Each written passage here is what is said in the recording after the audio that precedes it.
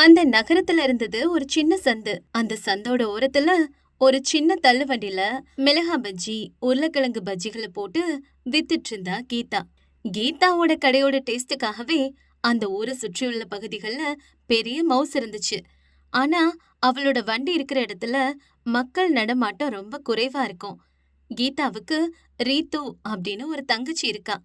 Ritu college முடிச்சுட்டு அக்காவுக்கு உதவியா இருக்கா. அப்ப ரீத்துவும் கீதாவும் இப்படி பேசிக்கிறாங்க. துந்தி அக்கா, இப்ப இங்க கடை போட்டு 1 மணி நேரம் ஆயிடுச்சு. ஆனா இது வரைக்கும் 5 பேர் கூட வரல. நம்ம பிசைஞ்சு வச்ச மாவு அப்படியே இருக்கு. இந்த எண்ணெயும் சூட்டுல ஆவியா போயிட்டு இருக்கு. என்ன செய்யறது ரீத்து? நம்ம வண்டி கடை இருக்கிற இடம் அப்படி. மக்கள் நடமாட்டம் இருக்கிற பகுதியில இருந்திருந்தா யாராவது வந்திருப்பாங்க. இங்க நம்ம கடை இருக்கிறதே யாருக்கும் தெரியாது. பக்கத்துல இருக்கவங்க மட்டும்தான் வருவாங்க. ஆனா அவங்க டெய்லி வருவாங்களா? அக்கா, இப்படியே போனா நம்ம போட்ட காசு கூட நம்ம திருப்பி எடுக்க முடியாதுக்கா. உன் கைப்பக்குவம் அற்புதம். இந்த மிளகா பஜ்ஜிய சாப்பிட்டா யாரா இருந்தாலும் உனக்கு ஃபேன் ஆயிடுவாங்க. ஆனா மக்கள் இருக்கிற இடத்துக்கு போகாம இந்த குட்டி சந்துல நம்ம இருந்தா என்ன லாபம்? நம்ம இப்படியே இந்த சந்திலே உட்காந்துட்டு இருந்தா ஒன்னும் சரியா வராதுக்கா. நம்ம ஏதாவது பண்ணியே ஆகணும். மக்கள் இருக்கிற இடத்துக்கு நம்ம போகணும்னா இந்த தள்ளுவண்டியை அவ்வளவு தூரம் தள்ளிக்கிட்டு போக முடியாது ரீத்து. இங்க வரவங்களும் இந்த சந்துல அவங்க வண்டியை நிறுத்த முடியல. நம்ம புதுசா ஏதாவது யோசிக்கணும்க்கா. இப்படியே இருந்தா நம்ம நிலைமை மாறவே மாறாதுக்கா. நீ சொல்றது எனக்கு நல்லாவே புரியுது ரீத்து. ஆனா எனக்கு என்ன பண்றதுனே தெரியல. நானும் கஷ்டப்பட்டு தான் உழைக்கிறேன். ஆனா கடை ஓடவே மாட்டேங்குதே. அன்னைக்கும் அவங்க கடையில மிளகா பஜ்ஜி வியாபாரம் ஒழுங்காவே நடக்கல. அதுக்கப்புறம் வீட்டுக்கு போறாங்க. கீதாவும் ரீத்துவும் சாப்பிட்டுக்கிட்டே இப்படி பேசிக்கிறாங்க. அக்கா, எனக்கு ஒரு ஐடியா இருக்கு. நம்ம பேசாம டிராவலிங் கிச்சன் தொடங்கினா எப்படி இருக்கும்? அதாவது ஒரு வேன் வாங்கி அதுல இந்த சிட்டி முழுசும் சமைச்சு கொண்டு போய் விக்கலாம். நீ என்னக்கா சொல்ற? ஓஹோ, ஐடியா நல்லாதான் இருக்கு ரீத்து. ஆனா வேன் வாங்குறதுக்கு 5ல இருந்து 10 லட்சம் வரைக்கும் தேவைப்படும். நம்ம கிட்ட அவ்வளோ பணம் இல்லையே. அவ்வளோ பணத்தை கடனாவும் யாரு கொடுப்பா? அக்கா, யாரும் கொடுக்க வேணாம். நம்ம பேங்க்ல கடன் வாங்கலாம்க்கா. நம்ம கிட்ட திறமை இருக்கு. அத வச்சு கடனை சீக்கிரமே திருப்பி செலுத்திடலாம். மாசம் மாசம் இஎம்ஐ கட்டினா போதும். அது சரி ரீத்து. ஆனா கடன் கொடுக்கணும்னா பேங்க்ல ஜாமீன் கேட்பாங்களே. நம்ம கிட்ட என்ன இருக்கு? அப்பா நம்ம பேர்ல எழுதின அந்த வீடை தவிர ஒண்ணுமே இல்லையே. இத அடமானம் வச்சு கடன் வாங்கி ஏதாவது தப்பா நடந்தா வீடும் போயிரும். நீ சொல்றதும் சரிதான்க்கா. ஆனா நம்ம இப்படி சும்மாவே இருந்தா என்ன பண்ண முடியும்? இல்ல ரீத்து, நம்ம கிட்ட இருக்கிறது அந்த தள்ளு வண்டியும் அப்புறம் அப்பா ஞாபகமா இருக்கிற அந்த பழைய ஸ்கூட்டி மட்டும்தான். அந்த ஸ்கூட்டி கூட இப்ப துருப்பிடிச்சு போயிருக்கும். இதெல்லாம் வச்சு நம்ம என்ன பண்றது? கீதா அப்பாவோட ஸ்கூட்டிய பத்தி சொன்னதும் ரீத்துவோட மனசுல ஒரு ஐடியா வந்துச்சு. ரீத்துவோட கண்கள் பிரகாசமாச்சு. அப்ப ரீத்து இப்படி சொல்றா.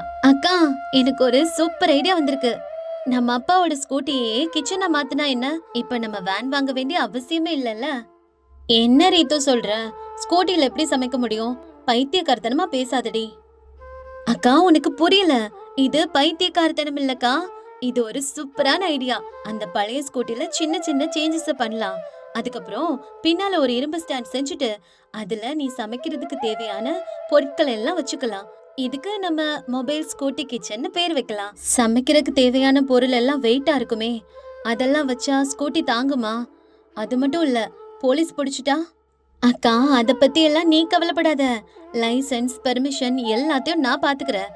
நீ எனக்கு கோஆபரேட் பண்ணா போதும். அப்பாவோட ஸ்கூட்டி நம்மள காப்பாத்தும். அவரோட ஆசை நமக்கு எப்பவுமே இருக்கும். அடுத்த நாளே ரீத்து மெக்கானிக் சீனு கிட்ட போய் அவளோட ஐடியாவை சொல்றா. முதல்ல அவர் சிரிச்சாலும் அந்த யோசனைய பார்த்து ஆச்சரியப்படுறாரு. இது ஸ்கூட்டிமா, லாரி கிடையாது. உங்க சமையல் சாமான்கள் எல்லாத்தையும் இது தாங்குமா? ஆனா நீங்க ஸ்கூட்டிக்கு பின்னாடி எக்ஸ்ட்ரா ஷாக் அப்சர்வர்ஸ் போடுங்க. வலுவான இரும்பு கம்பியால செய்யுங்க. சமையல் பொருட்கள் எல்லாத்தையும் அதுலதான் அடுக்கணும். இது எங்க அப்பாவோட ஸ்கூட்டி அண்ணா. என் ஐடியா ஒர்க் அவுட் ஆகும்.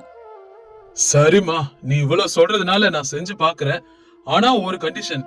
ஸ்கூட்டியை நீ வேகமா ஓட்டக்கூடாதுமா. மெதுவா தான் போகணும். சரியா? அண்ணா, நீங்க கவலைப்படாதீங்க. நான் சூப்பரா வண்டி ஓட்டுவேன். அதுக்கப்புறம் ஒரு வாரம் கடினமா உழைச்சு அந்த ஸ்கூட்டில ஒரு அழகான சமையல் அமைப்பை செஞ்சாங்க. அதுக்கு மேல சிஸ்டர்ஸ் ஸ்கூட்டி கிச்சன் அப்படின்னு பேரும் எழுதிட்டாங்க. ரித்து, இது ரொம்ப அழகா இருக்கு. ஆனாலும் இந்த வெயிட்டோட உன்னால பேலன்ஸ் பண்ணி ஓட்ட முடியுமா? அக்கா, நீ கவலையப்படாத, என்னால முடியும். நீ தைரியமா பின்னால உட்காரு. நம்ம அங்க போனதுக்கு அப்புறம் குக்கிங்க ஸ்டார்ட் பண்ணலாம். அதுக்கப்புறம் அன்னைக்கு காலையிலேயே அந்த நகரத்துல இருக்கிற ஒரு பெரிய பார்க்குக்கு ஸ்கூட்டி எடுத்துட்டு போறாங்க. ரீத்து மெதுவா ஓட்டிட்டு போய் பார்க்கோட வாசல்ல நிறுத்துறா. அங்க வாக்கிங்க்கு நிறைய பேர் வந்திருக்காங்க. அக்கா, இதுதான் நம்ம ஸ்கூட்டி கிச்சனோட முதல் வியாபாரம். சீக்கிரமா சுட சுட இட்லி, தோசை எல்லாம் ரெடி பண்ணு. கீதா அந்த ஸ்கூட்டி பின்னாடி இருக்க அடுப்ப பத்த வச்சு தோசை ஊத்த ஆரம்பிக்கிறா. அந்த நறுமணம் அந்த பூங்கா முழுசும் பரவுது. அப்ப வாக்கிங் போயிட்டு வந்த சூர்யா ராவுங்கிறவரு ஸ்கூட்டி கிச்சனை பார்த்து ஆச்சரியப்பட்டு நின்னாரு. என்னம்மா இது, ஸ்கூட்டி மேலே டிஃபன் சென்டரா? ஐடியா ரொம்ப நல்லா இருக்குதே. வெளிநாட்டுல எல்லாம் இந்த மாதிரி தான் பண்ணுவாங்க. சரி சரி, ஒரு பிளேட் இட்லி கொடுங்கம்மா. இதோ சார், 3 வகை சட்னியோட உங்களுக்கு சுட சுட இட்லி தரேன் சார். அடடடடா, என்ன ருசியா இருக்கு. ஹோட்டல்ல சாப்பிடுற மாதிரி இல்லம்மா, வீட்டுல சாப்பிடுற மாதிரி சுவையா இருக்கு. மசாலா குறைவா, ருசி அதிகமா இருக்கு. இந்த ஐடியா யாரோடதுமா? என்னோட ஐடியா தான் சார். என் அக்கா சூப்பரா சமைப்பா. அதனால தான் இந்த ஸ்கூட்டி கிச்சன் ஐடியாவை நான் சொன்னேன். வெரி குட் பொண்ணுங்களா, வாழ்த்துக்கள்மா. நாளைக்கு என் ஃப்ரெண்ட்ஸை இங்க கூட்டிட்டு வரமா. அப்படி சொல்லிட்டு கிளம்பிடுறாரு. அன்னைக்கு 10 மணிக்கெல்லாம் அவங்க டிஃபன் வித்து போயிடுச்சு. கல்லாப்பட்டியும் பணத்தால நிறைஞ்சிருச்சு. பாத்தியாக்கா, அந்த சந்தையில நம்ம நாள் முழுக்க கடை போட்டு கிடைக்கிறத விட இந்த 3 மணி நேரத்துல அதிகமா சம்பாதிச்சிட்டோம். பிசினஸ்க்கு எப்போ இடம் தான் முக்கியம்க்கா. ஆமா ரீத்து, இப்போ உன் ஐடியா மேல எனக்கு முழுசா நம்பிக்கை வந்துருச்சு. அப்பாவோட ஸ்கூட்டி தான் நம்மளுக்கு சோறு போடுது. அப்பாவோட ஆசை நமக்கு எப்பவுமே இருக்கும். அன்னைக்கு மதியத்துக்கு அந்த சிட்டில இருக்கிற ஒரு பெரிய ஐடி கம்பெனி முன்னால வந்து ஸ்கூட்டிய நிறுத்துறாங்க. அப்ப அங்க இருக்க எம்ப்ளாயிஸ் எல்லாம் மதிய உணவுக்காக வெளியில வந்துட்டு இருக்காங்க. அக்கா, எல்லாத்தையுமே ரெடியா வச்சுக்கோக்கா. சாப்பாடு, பருப்பு, கத்திரிக்காய் கூட்டு எல்லாத்தையும் ரெடியா வச்சுக்கோ. அவங்களுக்கு நேரம் கம்மியா தான் இருக்கும். அவங்க எல்லாரும் வந்து இந்த ஸ்கூட்டி கிச்சனை பார்த்துட்டு ஆச்சரியப்பட்டு போறாங்க. ஹே கைஸ், அங்க பாருங்க, சிஸ்டர் ஸ்கூட்டி கிச்சன் எவ்வளவு கிரியேட்டிவா இருக்கு. ஏமா, சாப்பாடு எவ்வளவுமா? பிளேட் 60 ரூபாய் சார். சுவையான வீட்டு சாப்பாடு, கலப்படமில்லாத எண்ணெயில செஞ்சது. எங்க அம்மாவோட கைப்பக்குவம் மாதிரியே வாசனை வருது. தினமும் ஹோட்டல் சாப்பாடு சாப்பிட்டு வயிறு எரியுது. எங்களுக்கும் சாப்பாடு கொடுங்கம்மா, ஆளுக்கு 2 பிளேட். கீதா அவங்களுக்கு விறுவிறுப்பா பரிமாறுறா. 1/2 மணி நேரத்துல அந்த ஸ்கூட்டிய சுத்தி 50 பேர் கூடிட்டாங்க. இந்த சாப்பாட்டோட சுவை அவங்களுக்கு ரொம்ப பிடிச்சிருச்சு. டேய், இந்த காயெல்லாம் பாருங்க எவ்வளவு ஃப்ரெஷ்ஷா இருக்கு. இதுக்கப்புறம் நம்ம ஹோட்டலுக்கே போக வேணாம், டெய்லியும் இங்கே சாப்பிட்டுக்கலாம். ரீத்து, கூட்டம் நிறைய இருக்குது. இந்த பொருள் எல்லாம் போதுமானே தெரியலடி, பயமா இருக்கு. நாளையில இருந்து நம்ம அளவை அதிகமாக்கிடலாம்க்கா. ஆனா நம்ம தரம் மட்டும் குறையவே கூடாது, அதுதான் முக்கியம். அன்னைக்கு சாயங்காலம் அந்த நகரோட பரபரப்பான ஷாப்பிங் மால் பக்கத்துல ஸ்கூட்டிய நிறுத்துறாங்க. கீதா தன்னோட ஸ்பெஷல் மிளகா பஜ்ஜிய போட ஆரம்பிக்கிறா. சூடான எண்ணெயில அந்த பஜ்ஜியோட வாசனை இளைஞர்களை கவர்ந்து இழுக்குது. அக்கா, இங்க மிளகா பஜ்ஜிக்கு மவுஸ் அதிகம், காரத்தை கொஞ்சம் தூக்கலா போடு. அவங்க காரமா தான் விரும்புவாங்க. பஜ்ஜியோட வாசனைக்கு அங்க மக்கள் கூடிட்டாங்க. பெஸ்ட் ஸ்ட்ரீட் ஃபுட் வித் ஸ்கூட்டின்னு ரீல்ஸ் எடுத்து இன்ஸ்டாகிராம்ல போட்டுட்டாங்க. அந்த ரீல்ஸ் எல்லாம் பயங்கர வைரல் ஆயிடுச்சு. அக்கா, இங்க பாருக்கா, நம்ம இன்ஸ்டாகிராம் பேஜை ஃபாலோ பண்றவங்க அதிகமாயிட்டாங்க. ரொம்ப சந்தோஷமா இருக்குல்ல? எனக்கு ரொம்ப ஆச்சரியமா இருக்கு ரீத்து. ஒரு காலத்துல நம்மள யாருமே மதிச்சதில்ல. இப்ப நம்ம கூட வந்து எல்லாரும் செல்ஃபி எடுக்கிறாங்க. எல்லாம் உன்னாலதான். ஐடியா என்னோடதா இருந்தாலும் உழைப்பு உன்னோடதுக்கா. உன்னோட சமையலுக்கான புகழ் தான் இது எல்லாமே. இப்ப நம்மள பார்த்து கண்டிப்பா அப்பாவோட ஆத்மா சந்தோஷப்படும். அப்படியே 1 மாசம் போச்சு. இவங்களோட ஸ்கூட்டி கிச்சன் அந்த சிட்டிலே ஒரு பேசு பொருளா மாறுனுச்சு. ஒரு நாள் மதியானம் கோட் சூட் அணிஞ்ச ஒருத்தர் இவங்கள பார்க்க வர்றாரு. அவர்தான் அந்த ஊரோட பேங்க் மேனேஜர் ராம் மோகன். அம்மா, உங்களோட பிசினஸ் மாடலை நான் கடந்த 1 வாரமா கவனிச்சுட்டு தான் இருக்கேன். ரொம்ப புதுமையா இருக்கு. உங்க தொழிலை விரிவுபடுத்த எங்க பேங்க்ல இருந்து உங்களுக்கு ஏதாவது கடன் வேணுமாமா? கடன் வேணும் சார், ஆனா எங்க கிட்ட ஜாமீன் கொடுக்க எதுவும் இல்ல சார். அம்மா, உங்களுக்கு ஜாமீன்லாம் எதுவும் தேவையில்ல. உங்க ஸ்டார்ட் அப் இப்ப ஜெயிச்சிருச்சு. எங்களோட பேங்க் சார்பா உங்களுக்கு ஜாமீன் இல்லாமலே 10 லட்சம் ரூபாய் கடன் தர்றோம்.